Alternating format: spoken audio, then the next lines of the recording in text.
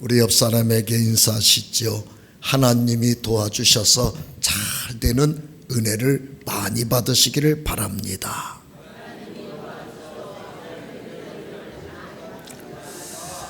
오늘도 하나님 도움으로 우리의 모든 영역에 잘 되는 축복이 있기를 축원합니다.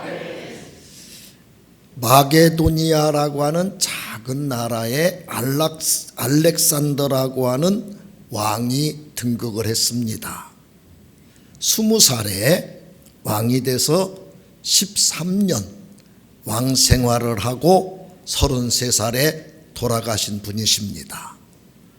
이분이 등극할 때 마게도냐는 지금 지도에서 보듯이 조그마한 지역이었어요. 그런데 이분이 그리스, 페르시아, 또 인도 주변 나라들을 다 점령을 해서 이분의 나라가 어떻게 바뀌었는가 한번 지도를 보시죠. 이분이 이렇게 지역을 다 정복한 왕으로 20살의 왕이 돼서 13년 만에 세계를 정복한 위대한 왕이다. 이렇게 사람들은 그를 칭찬합니다. 그런데 이 알렉산더와 당시 페르시아의 다리우스 3세와의 전쟁의 일화에 이런 일화가 있어요. 다리우스 3세 페르시아 그리스 왕이 그에게 참깨가 들어있는 큰 푸대자루를 보냈다는 거예요.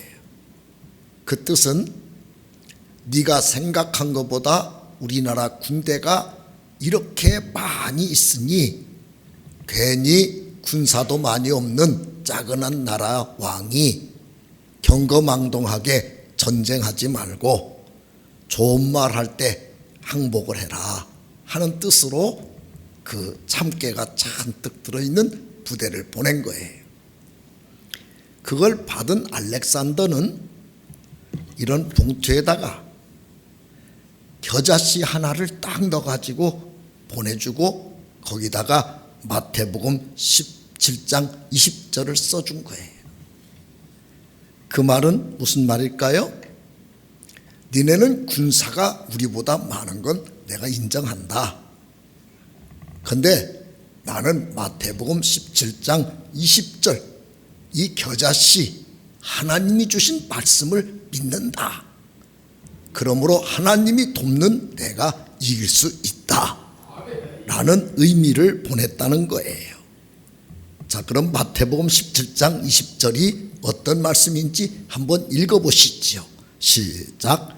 이르시되 너희 믿음이 작은 까닭이니라. 실로 이르노니 만일 너희에게 믿음이 겨자씨 하나만큼만 있어도 이 산을 명하여 여기서 저기로 옮겨지라 하며 옮겨질 것이요 또 너희가 못할 것이 없으리라. 겨자씨 하나만큼만 믿음 갖고 있으면 우리 인생에 내 앞에 큰 산들이 아무리 정복할 수 없는 큰 산이 놓여 있어도 그 믿음 있는 사람이 하나님 이 산 좀 내가 걸어갈 수 있게 옮겨주세요. 그러면 하나님이 그 산을 옮겨줘서 내 가는 길에 큰 산이 없어지게 만들어준다. 그만큼 그 믿음만 갖고 있는 사람한테는 하나님이 못할 게 없도록 도와주시고 응답해 주신다. 그 글을 쓴 거지요. 믿은 거지요. 결과적으로 5만 군대밖에 없는 알렉산더가 그보다 몇 배 많은 군대를 갖고 있는 그리스 페르시아 제국을 이기고 승리하게 된 거예요. 여러분, 우리 인생을 살다 보면 여러분과 제가 어떻게 감당할 수 없는 큰 산들이 내 앞에 턱 놓일 수 있습니다. 이것은 경제적인 문제일 수도 있겠고 건강의 문제일 수도 있을 것이며 자녀 문제는 말할 것도 없고 여러분의 심리에 두렵고 무서운 문제일 수도 있을 거예요. 내 힘으로는 도저히 할 수 없지만 우리 하나님 안에 겨자씨 하나만큼만 여러분에게 믿음이 있어서 그 문제를 하나님 앞에 맡길 수만 있다면 하나님은 능히 하지 못할 일이 없게 하시는 능력을 여러분에게 주셔서 그 산이 무너질 줄 믿습니다. 오늘 하나님 앞에 예배하러 오신 우리 성도 여러분, 기양에 왔는데 믿음 없이 앉아 계시면 하나님은 아무것도 해줄 수가 없어요. 오늘 하나님은 히브리서 11장 6절 말씀대로 살아계시다. 내가 기도하면 응답해 주신다. 하나님이 도와주면 잘 된다. 오늘 그 겨자씨만큼이라도 그 믿음을 갖고 하나님께 예배하고 기도하시고 하나님 모셔드리고 오늘 하나님을 만나셔서 여러분 안에 있는 큰 산들이 뭔지 모르지만 오늘 무너지기를 바랍니다. 축복하겠습니다. 오늘 그 믿음에 따라서 건강도 회복되시기를 축복합니다. 경제적인 문제도 풀려지기를 축복합니다. 여러분 모든 가정 문제도 해결되기를 축복합니다. 그렇다면 여기서 우리가 첫 번째 생각할 게 뭘까요? 믿음 없이 문제를 끌어안고 있는 사람들은 참 패역한 사람들이다 라는 사실이에요. 오늘 본문에는 아들이 귀신 들린 한 분이라고 지칭하는 분과 예수님 제자들 그리고 변화산에서 기도하고 내려오는 예수님 이렇게 세 모양의 주인공들이 펼치는 산 밑에서의 이야기를 펼쳐나가는 이야기입니다. 배경은 예수님이 세 명의 특별히 사랑하는 제자들과 변화산에 올라가서 지금 천국 세계를 맛보고 내려오는 중입니다. 산에서 변화산의 놀라운 은혜를 맛보고 있는 주님과는 달리 산 밑에는 지금 크게 당황하고 우왕좌왕하는 일이 열려져 있었던 거지요. 자, 마태복음 17장 15절 한번 읽어보시겠어요? 시작. 주여 내 아들을 불쌍히 여기소서. 그가 간절로 심히 고생하여 자주 불에도 넘어지며 물에도 넘어지는지라. 예, 이 귀신 들린 아들을 둔 아버지가 주님이 내려오니까 막 쫓아와서 하는 말이에요. 이 아버지의 고통이 얼마나 큰지 나 좀 제발 우리 아들 좀 불쌍히 여겨주세요. 너무 간질 때문에 너무 고생합니다. 얼만큼 고생하냐? 가만히 맑은 정신으로 어떤 일을 집중하지를 못합니다. 가만히 있다가 갑자기 불 속에 막 뛰어들어갑니다. 갑자기 막 넘어져서 떼굴떼굴 뒹굽니다. 그러니 일상생활을 도저히 하지 못하고 한시도 위험이 그 인생에 떠나질 않습니다. 아버지로 저 아들을 차마 바라볼 수가 없습니다. 선생님 예수님 만나면 된다고 해서 내가 여기까지 왔는데 안 계시길래 선생님 제자들 보고 좀 어떻게 해달라고 그랬더니 선생님 제자들은 아무것도 하지 못하더라고요. 정말 낙심스러운 중에 지금 선생님 예수님 내려오시는 것 봤어요. 우리 아들 좀 고쳐주세요. 그러니까 지금 이 아버지는 크게 두 가지 때문에 상처를 많이 받은 분인 거예요. 아들 문제라고 하는 실제적인 큰 산을 만난 거고, 예수님과 가까운 분들 만나면은 뭔가 될 줄 알았는데 딴 사람도 아닌 예수님 제자들을 만났는데도, 그것도 9명씩이나 달라들어서 기도하고 그랬는데도 안 되는구나, 영적으로 또 안 되는가 보다 상처를 받았다는 거예요. 그때 예수님이 그에게 어떻게 처방했는가를 17절로 18절에서 답을 볼 수 있습니다. 읽겠습니다. 시작. 예수께서 대답하여 이르시되 믿음이 없고 패역한 세대여, 내가 얼마나 너희와 함께 있으며 얼마나 너희에게 참으리요. 그를 이리로 데려오라 하시니라. 이에 예수께서 꾸짖으시니 귀신이 나가고 아이가 그때부터 나으니라. 지금 예수님의 제자들, 그리고 그 아버지, 그리고 귀신 들려서 간질하면서 막 불 속에 뛰어들어가는 그 아들, 이들을 전체 합쳐서 주님이 어떤 현상에 빠져 있는 사람들이냐고 지칭하는 단어가 믿음이 없고 패역한 세대라고 말하는 거예요. 여기서 말한 패역한이라고 하는 말은 헬라어로 디아스트레포라고 하는 말인데, 왜곡하다, 잘못 해석하다, 부패하다, 틀렸다, 그런 말이에요. 이 말을 종합해서 제가 풀어서 말씀드리면 이런 얘기인 거예요.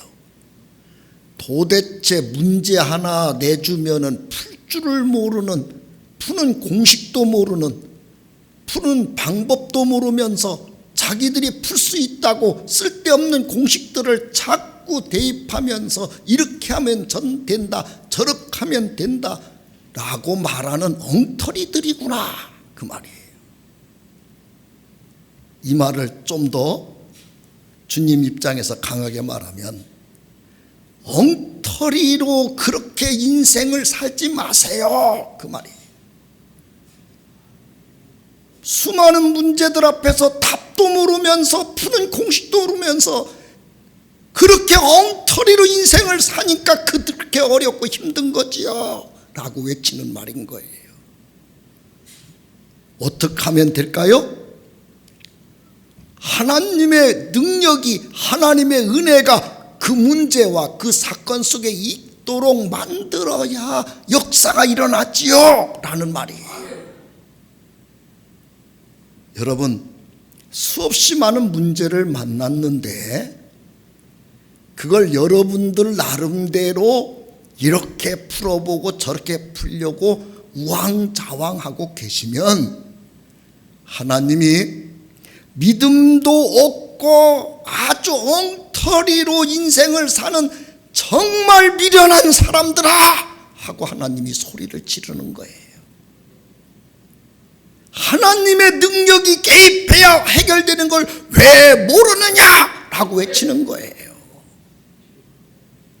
오늘 믿음도 없고 패역한 사람으로 인생의 문제를 푼답시고 여러분 열심히 사는 것만이 인생이 아닌 거예요. 하나님의 은혜로, 능력으로 해결되는 인생을 살아가시기를 축원합니다. 그러자 그렇게 큰 문제라고 생각했던 간질 때문에 불 속에 막 들어가고 넘어지고 제자들과 함께 푼다고 했는데 안 풀리고 그래서 상처받고 지금 이제 끝났다고 절망에 빠진 그곳에 주님이 예수 이름으로 명하노니 귀신아 그 아이로부터 나오라 한마디 했더니 그때부터 그 아이는 정상적인 아이로 해결되고 그곳에 문제라고 막 떠들었던 사람들은 조용히 다 해결되는 평온한 행복한 자리로 바꿔졌느니라. 그러자 이제 제자들이 심각해진 거예요. 아니, 자기들 나름대로 풀어주겠다고 막 몸부림을 쳤는데 안 됐단 말이에요. 이 문제는 안 되는 문제야. 이런 형국에 처한 저분은 그냥 불행하게 살아야 돼. 저 아들은 어쩔 수 없어. 저 병 때문에 죽어야 돼. 불 속에 타 죽든지 그러는 게 저 아이의 인생이야. 이렇게 자기들 나름대로 모든 문제를 정리를 끝내놨는데 우리 주님이 한마디 하는 순간에 쫙 해결되니까 제자들이 주님에게 와서 물었던 거지요. 왜 우리는 안 됐습니까? 어떻게 하면 이렇게 해결되는 방법이 나오는 걸까요? 거기에 대한 답이 20절이었던 거예요. 다시 한번 읽겠습니다. 20절 다 같이 크게 믿음으로 읽읍시다. 시작. 이르시되 너희 믿음이 작은 까닭이니라. 진실로 너희에게 이르노니 만일 너희에게 믿음이 겨자씨 하늘만큼만 있어도 이 산을 명하여 여기서 저기로 옮겨지라 하면 옮겨질 것이요 또 너희가 못할 것이 없으리라. 이 말 속에는 오늘 여러분과 제가 새겨야 되는 깊은 영적인 의미가 있는 거예요. 오랫동안 하나님 언저리에 있어서 기도하는 흉내내고 하나님 사람인 척하고 다니고 하나님 앞에 이렇게 하면 된다고 형식만 쫓는 종교인들 갖고는 하나님은 아무것도 역사하지 않는다. 너희들은 내 제자라 하나님 이름으로 기도를 했는지 모르지만 니네들 속에 믿음이 없어. 믿음이 없기 때문에 하나님은 너희들이 아무리 기도 흉내를 내도 응답하지 못한 거야. 얼만큼 믿음이 없다고 그러시는 걸까요? 겨자씨 하나만큼도 믿음이 없어. 여러분, 겨자씨 하나는 이런 하얀 곳에다가 볼펜을 반드시 세워서 꾹 누르면 조그만한 점이 하나 나와요. 여기다 겨자씨 갖다 올려놓으면 크기가 똑같습니다. 겨자씨 하나만큼이라고 하는 말의 표현은 당시 이스라엘 지역에서 아주 작은 걸 표현할 때 쓰는 표현법이에요. 이 표현 방식을 우리들이 쓰는 표현 방식으로 바꾸면 이런 표현인 거예요. 눈곱만큼도 믿음이 없으니까 안 되지, 그 말이에요. 눈곱만큼이라도 좀 믿음 갖고 기도를 하고 믿음으로 문제를 풀고 믿음으로 이야기를 하고 믿음으로 행동을 해야 하나님이 도와주지. 눈곱만큼만 진짜 믿음 갖고 기도하고 하나님한테 맡겨봐라. 산도 옮겨지고 못할 것이 없도록 하나님은 믿음 있는 곳에 역사하여 주시느니라. 자, 여러분, 그러면 여러분은 지금 믿음이 막 큰 것이 있어야 된다고 그러면 좀 자신이 없지만 눈곱만큼 조금만 있어도 그 믿음 있는 사람이 문제를 믿음으로 풀려고 하면 도와준다는데, 여러분이 갖고 있는 모든 문제를 여러분은 믿음으로 풀려고 할까요? 여러분식의 노력, 수단, 방법으로 풀려며 애쓰며 안 된다고 절망하고 원망하며 그렇게 살아갈까요? 믿음으로 풀지 않고 여러분의 수단과 방법으로 하다가 안 되면 원망하고 불평하고 절망하고 살면 하나님은 패역한 자요, 문제를 푸는 공식도 하나 모르는 무식한 자요, 아무것도 할 수 없는 무능력자가 뭐 할 수 있다고 까불고 다니는 엉터리야. 하나님이 이렇게 우리를 보고 안타까워하는 거예요. 그런데 오늘 주님이 그 말하는 대상이 주님의 제자들이에요. 제자들. 그러니까 여러분, 오늘날 주님의 제자라고 하는 범주로 놓고 얘기하면 누가 포함될까요? 믿음으로 문제를 풀고 믿음으로 풀도록 가르치지도 못하는 이 엉터리 목사야, 그 말인 거예요. 자기 가정에 문제 하나 생기면 믿음으로 풀지 않는 이 엉터리 장로야, 이 엉터리의 시쟁이들아, 하나님이 지금 호통을 치는 거란 말이에요. 믿음 없이 문제를 풀면 패역한 자들이 되는 겁니다. 여러분, 엉터리로 교회 다니지 마시고, 엉터리로 문제 푼다고 풀지도 못하면서 원망이나 하고 시험이나 들어서 하나님 슬프게 만들지 마시고, 오늘 겨자씨 하나만큼 믿음을 갖고 하나님 의지하여 문제를 풀고 해결받기를 축원합니다. 그러면 두 번째 중요한 게 뭘까요?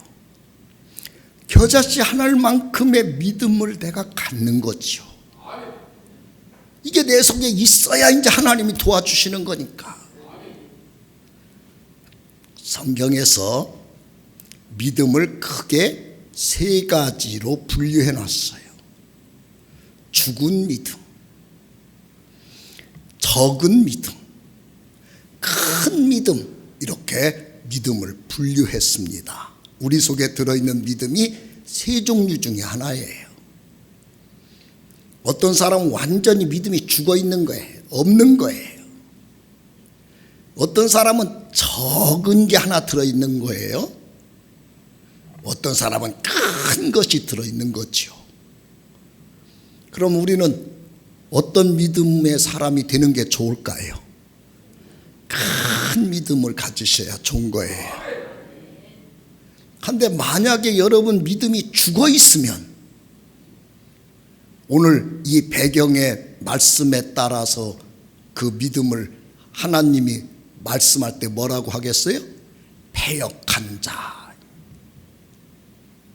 아무것도 모르면서 믿는 척이나 하고 신앙 있는 척이나 하고 돌아다니는 이 엉터리야, 주님이 우리가 혼나게 되는 거지요. 그러면 여러분, 죽어있는 믿음은 어떤 걸까요? 야고보서 2장 17절을 다 같이 한번 읽어보십시다. 시작. 이와 같이 행함이 없는 믿음은 그 자체가 죽은 것이라. 믿음을 갖고 모든 문제를 풀려고 행동으로 옮기는 것이 한 번도 안 나타난 거예요. 그냥 어떤 문제와 나와 딱 부딪히지 않았을 때, 아니 부딪히고 있더라도 객관적으로 교회는 이런 거다, 성경은 이런 거다, 기도는 이런 거다, 하나님 믿으면 이렇게 된다, 말은 천상주수야. 그런데 자기에게 어떤 문제가 딱 생기면 믿음으로 딱 이 문제를 풀려고 금식을 하고 기도를 하고 하나님 앞에 매달려야 되는데, 말로만 하나님이 역사하신다고 해놓고 자기는 그런 문제 생기면 남 탓만 하고 원망만 하고 좌절만 하는 거예요. 여러분, 부부가 갈등하는 것 중에 많은 갈등이 뭐겠어요? 어떤 문제 생기면 남편 탓이래, 아니래, 아내 탓이래, 아니래요, 부모님 탓이라네, 저 자녀들이 싹수가 없어서 그렇대. 그래서 가정을 그 문제 때문에 아주 불바다를 만들어 놓는 거예요. 여러분, 내가 믿음으로 하지 못해서 그렇다, 내가 하나님 앞에 믿음으로 바로서면 이 문제가 해결된다, 이렇게 하나님께 믿음으로 접근할 줄 알아야 죽은 믿음이 아니에요. 그러면 여러분 믿음은 죽어 있을까요? 살아있을까요? 내 생각에 나는 죽어있지는 않는 것 같다. 오늘 들어보니까 무슨 문제 있으면 국가 탓, 아내 탓, 남편 탓, 부모 탓, 자식 탓, 사회 탓, 남 탓, 나는 그렇게는 안 한다. 원망하고 불평하고 좌절하고 절망하지는 않는다. 그러면 믿음은 죽지는 않은 거예요. 그런데 그렇게 하셨으면 여러분 믿음은 죽어 있는 거예요. 내 생각에 내 믿음은 죽어 있지는 않다 하는 분만 아멘 해봐요. 인사 좀 해요. 그렇게 죽은 믿음 갖고 다니지 마세요. 아니, 아주 죽은 믿음 갖고 살기로 맹세한 것처럼 그렇게 입도 꽉 다물고 있으면 안 돼요. 또 한 가지 적은 믿음은 어떤 걸까요? 마태복음 8장 26절 다 같이 읽겠습니다. 시작. 예수께서 이르시되 어찌하여 무서워하느냐 믿음이 작은 자들아 하시고 곧 일어나사 바람과 바다를 꾸짖으시니 아주 잔잔하게 되거늘. 마태복음 14장 31절도 읽으시겠어요? 시작. 예수께서 즉시 손을 내밀어 그를 붙잡으시며 이르시되 믿음이 작은 자여 왜 의심하였느냐 하시고. 저 여기 보면은 마태복음 8장은요 배를 타고 가는데 갑자기 막 바람이 불고 풍랑이 일어나더니 배에 막 물이 꽉 찬 거예요. 그때 주님은 뱃머리에서 주무시고 계신 거지요. 그때 막 제자들이 무서워했던 거예요. 주님이 일어나서 바람아 파도야 잠잠하라. 즉시 잔잔해졌어요. 그리고 한 말이에요. 아니, 좋은 믿음 다 없어졌네. 뭔 문제 생기면 무서워만 하면 믿음이 다 없어진 거야. 마태복음 14장은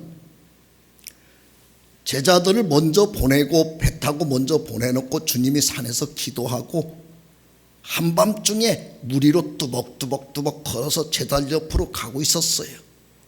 그때 막 배가 소용돌이에 휩쓸려서 노를 못 젓고 제자들이 막 당황해서 깜깜한 밤속에 그 갈릴리 호수에서 당황하고 있을 때 주님이 떡 오신 거예요. 뭐 놀래가지고 유령이 나타났다. 주님이 아니야, 나야 나. 아니, 어떻게 주님 물 위에 걸으세요? 물 위에 진짜 걷는 거 맞아요? 나도 좀 걷게 해주세요. 걸어와봐. 베드로가 알았어요. 그럼 나도 걸어볼게요. 정말 물 위로 걸었거든요. 근데 그때 바람이 싹 스쳐갔대. 베드로 머릿속에 바람 불면 빠지는데 아니라니까 풍당 빠졌다네. 살려주세요. 주님이 딱 손잡고 이렇게 세워주면서 믿음이 적은 자요 왜 의심하느냐. 하나님 믿습니다. 하나님 믿음으로 하겠습니다. 믿음으로 잘 하다가 문제 생기면 의심하고 하나님도 나를 도와주는 일을 잘 못하신다고 원망하고 현실에 자기를 투영시켜서 신앙을 잊어먹는 걸 하나님은 믿음이 적은 자라고 말하는 거예요. 여러분은 참 하나님을 사랑하시죠. 우리 하나님을 사랑하면 아멘 합시다. 그래서 몸 바쳐 헌신도 하고 하나님 앞에 늘 예배하기 위하여 여러분 생활의 우선순위를 예배와 기도에다 우선을 두고 여러분의 시간 관리, 물질 관리 모든 걸 하나님 중심으로 하고 사시잖아요. 잘하고 있는 거지요. 앞으로도 그렇게 우선순위를 하나님 일을 먼저 교회를 먼저, 예배를 먼저 그렇게 살아가기를 바랍니다. 잘하고 있다가 어떤 큰 일이 딱 생기는 거예요. 그렇게 내가 열심히 예배 드렸어도 이런 일 생기네. 내가 그렇게 기도했는데도 이런 일 생기네. 내가 그렇게 헌금하며 충성했는데도 이런 일 생겼네. 아이고, 하나님 믿어봐야 소용도 없어. 바로 이렇게 신앙에서 떨어지면 하나님이 말하는 거예요. 좋은 믿음 다 팔아먹었네. 믿음이 갑자기 그냥 폭삭 가라앉았네.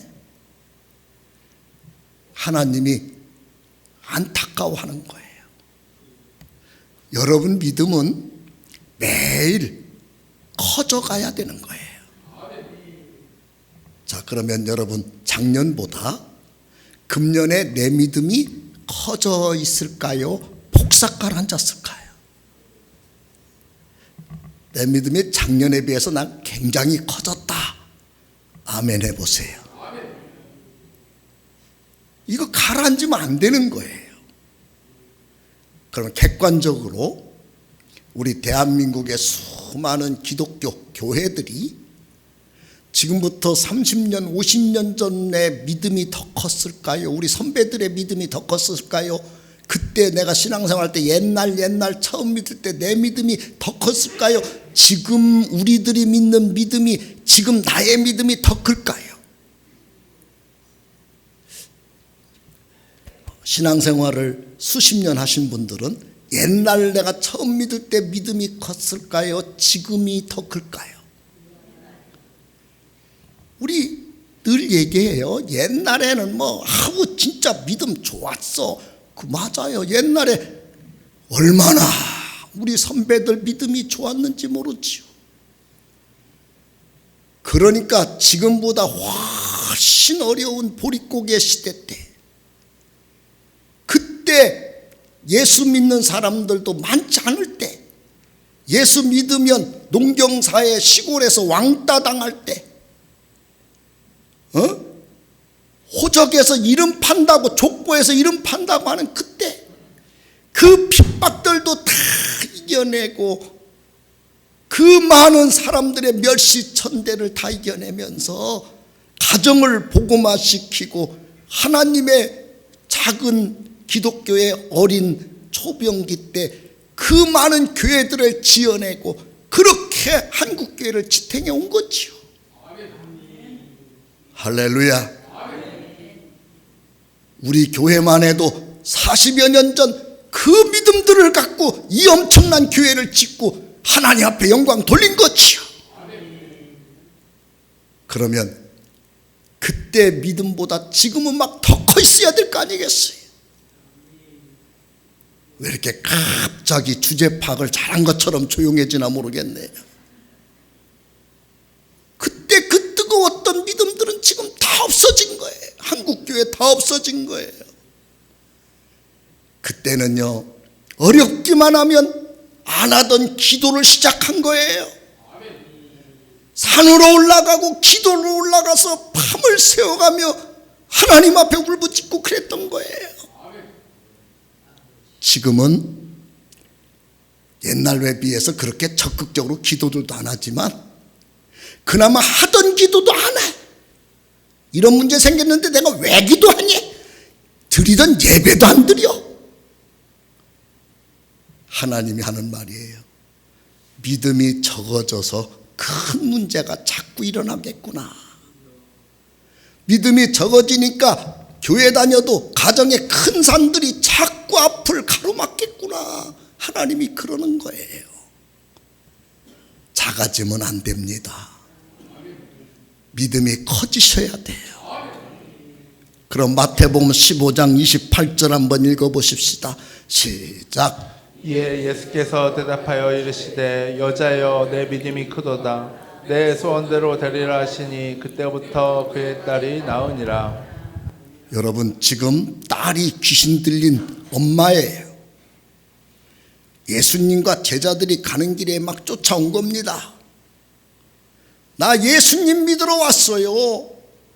예수님 도움 받아서 우리 딸 귀신 들린 거 해결받고 우리 가정 행복한 가정 되고 싶어서 예수 믿으러 교회 왔어요.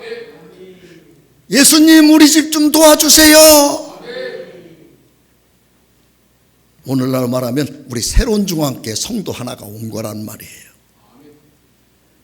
우리 교회는 새로 오신 분들을 아주 예수님 모시는 천사처럼 대접할 준비를 하고 있어요.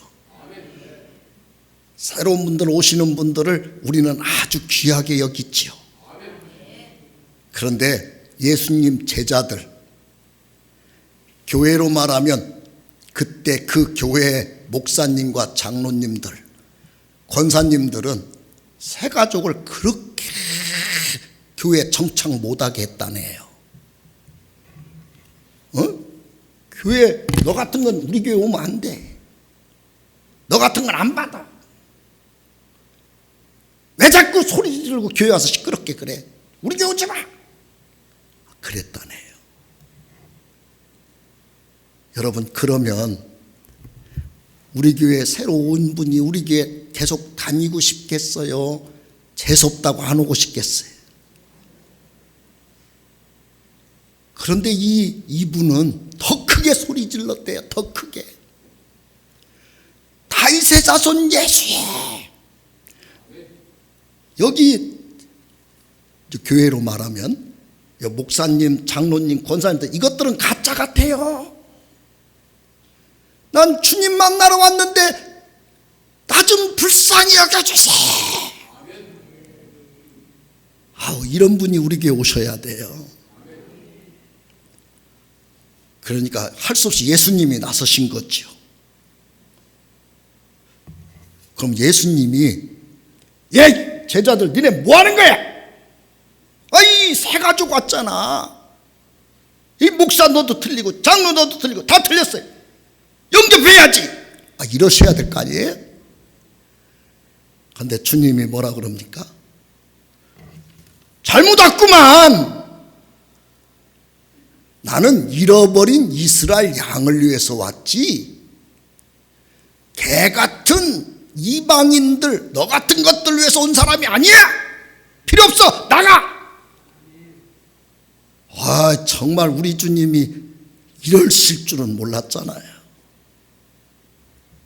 여러분, 만약에 예수님이 여러분에게 그렇게 말하면 믿음 좋은 여러분이시지만 그래도 주님 좋아요 그런다, 저 정도가 정말 주님의 진심이라면 나는 예수님 안 믿는다 그럴 거예요. 그래도 좋아요 하실 분 아멘 해봐요. 나는 그래도 아멘 크게 할 줄 알았어요. 그런데 이 여자분이 그렇게 인격 모독을 당하고도 개라고 하면 내가 개지요. 우리 집에서 개를 키우는데 주인이 아무리 두들겨 패도 개는 부스러기 주워 먹느냐고 거기에서 얻어먹고 그 부스러기 먹고 잘 커요. 개라고 생각하면 부스러기라도 주시옵소서. 그때 주님이 한 말이에요. 진짜 믿음이 크구나. 내가 원하는 믿음은 이런 믿음이야. 소원대로 다 되리라. 그러니까 여러분, 주님 만나는데 이유가 많고 이래서 나는 주님 만나려고 했지만은 안 만나고 나는 이런데 이렇게까지 주님에게 매달렸는데 이런 일이 있어서 내가 끝까지 기도 안 했고 이런 소리 하면은 진짜 믿음이 커 있는 건 아닌 거예요. 여러분과 저의 믿음이 커지면 우리 하나님이 모든 영역에 기적을 주십니다. 우리 믿음이 커집시다. 커집시다. 여기서 중요한 게 뭘까요? 겨자씨만한 믿음이 있는 것 중요한 게 뭘까요? 내 마음이 어느 쪽에 열려 있느냐, 이게 첫 번째예요. 어느 쪽에 열려 있느냐. 하나님 쪽에 마음이 활짝 열려져서 하나님을 꽉 잡아야지 그 마음을 갖는 것이 영접하는 거예요. 요한복음 1장 12절에 영접하는 자, 그 이름을 진짜 믿는 자가 되는데 그 사람은 하나님 자녀로 하나님이 대접하여 주느니라. 여러분 마음은 지금 어느 쪽에 열려 있습니까? 큰 문제를 붙잡고 있느냐고 하나님 쪽에 마음 열 정신이 없습니까? 나는요 요새 정신이 없어요. 얼마나 이 문제가 큰지요. 딴 생각할 정신이 없어요. 교회 얘기 좀 하지 마세요. 지금 나는 이 문제가 너무 커요. 그러면 이제 믿음을 가질 시간을 놓치는 거예요. 자, 주님을 향해서 마음을 여세요. 오늘 열었어요? 지금 주님 잡아야지 마음을 여신 분 아멘 하세요. 그 다음부터 말을 하셔야 돼. 말을. 주님이 역사해 주신다. 주님 도와주세요. 말을 해야 돼요. 마태복음 21장 21절 읽겠습니다. 시작. 예수께서 대답하여 이르시되 내가 진실로 너희에게 이르노니 만일 너희 믿음이 있고 의심하지 아니하면 이 무화과 나무에게 된 이런 일만 할 뿐 아니라 이 산더러 들려 바다에 던져지라 하여도 될 것이요. 예, 믿음이 있으면 말로 시인하고 선포하고 말로 하나님 앞에 고백하라는 거예요. 그러면 하나님이 산도 다 옮겨주겠다. 그러니까 여러분 주님을 다 믿는다고 하면서 입만 열면 힘들어요. 정신없어요. 어려워요. 기도해봐야 소용도 없는 것 같아요. 나 당분간 쉴래요. 이런 말 자꾸 하면 겨자씨만한 믿음이 그 속에 지금 들어있는 거다. 있던 것도 다 죽어버렸다. 죽어버린 거예요. 한 주간 동안 그런 말 안 하셨죠? 했으면 회개하세요. 그리고 그렇게 영접하고 시인했으면 잘 될 일을 끝까지 하나님 역사할 때 될 일을 바라보면서 기다리셔야 돼요. 히브리서 11장 1절 다 같이 읽겠습니다. 시작. 믿음은 바라는 것들의 실상이요 보이지 않는 것들의 증거니. 여기서 바라는 것들의 라고 하는 헬라어는 엘피조라는 말인데 신용, 신뢰, 꾸준함 그런 말이에요. 그 믿음을 갖고 하나님을 내가 기도했으니까 하나님 주신다. 하나님이 지금 응답을 준비하고 계신다. 하나님이 내게 곧 내려줄 것이다. 이것이 바라고 있는 거예요. 바라고 있는 거. 하나님을 의지하고 있는 거예요. 그러면 하나님이 실상이 되게 하신다는데 실상은 헬라어로 히포스타시스라고 하는 말인데 실체 그 말이에요. 실제 내가 바라보는 응답의 그림이 내 인생에 그대로 나타나도록 하나님이 그걸 실체로 나타내 주시느니라. 그 여러분께서 믿음으로 이렇게 되면 하나님 이렇게 만들어 주세요. 이렇게 되기를 원해요 하고 바라보는 여러분의 믿음의 그림도 없으면 실체가 나타날 수 있다 없다? 없는 거예요. 그러면 여러분 머릿속에 하나님이 역사할 것을 이미지로 머릿속에 그림으로 응답을 그리고 바라보는 게 있어야 되는 건 거예요. 할렐루야. 이것은 지금은 내 눈에 안 보이지만 나중에 된다고 하는 확신을 갖는 거다.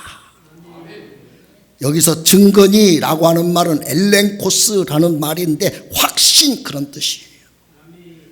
그러니까 자꾸 흔들리고 넘어지지 마시고 문제로 받아들여서 그 속에서 파묻혀버리지 마시고 그러면 패역한 거예요. 믿음 놓치고 그 문제 풀려고 하는 건 엉터리가 되는 거예요. 끝까지 하나님 의지하고 바라보시고 입으로 시인하시고 기대하시면서 끝까지 하나님을 의지하시면 하나님은 기적을 주십니다. 여러분에게 하나님의 많은 산이 옮겨지는 기적을 주시기를 축원합니다. 그렇게 되고 싶으신 분, 그렇게 해보실 분 두 손 들고 아멘 하십시다. 오늘 병도 다 치유될 줄로 믿습니다. 가정도 행복으로 바꿔질 줄 믿습니다. 자녀도 바꿔질 줄 믿습니다. 건강도 살아나기를 바랍니다. 기도하겠습니다. 하나님, 믿음 없이 겨자씨 한 알만큼의 믿음도 없이 잘난